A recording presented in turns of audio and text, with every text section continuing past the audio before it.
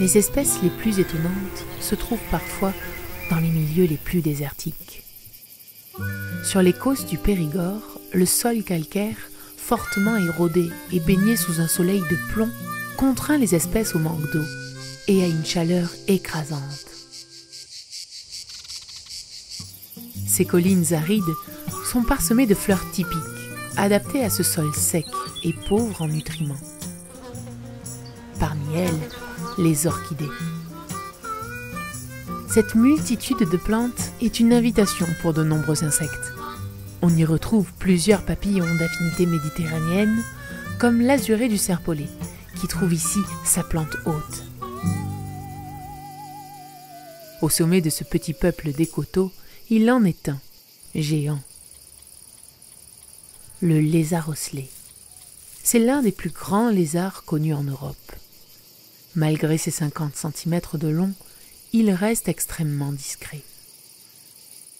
Si le lézard trouve ici l'habitat adapté à ses besoins, c'est grâce à la présence d'un autre animal, bien plus gros, bien moins discret aussi.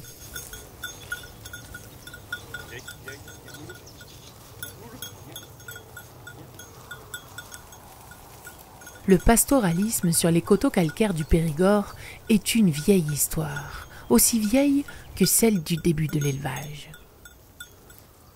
En se nourrissant de la végétation, brebis et chèvres ont longtemps maintenu ouverts ces milieux. Mais l'exode rural et l'intensification de l'agriculture ont peu à peu délaissé cette activité ancestrale. Alors, inexorablement, sans le pâturage régulier des troupeaux, les causses se sont enfrichées, puis boisées.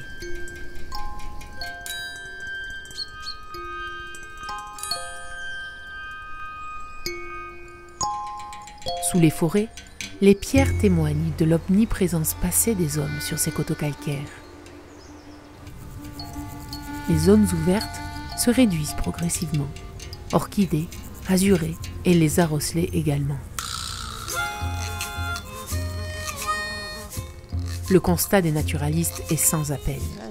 Sans un entretien régulier de ces milieux, ces espèces sensibles disparaîtront du Périgord. Pour sauver les lézards, il faut retrouver les brebis.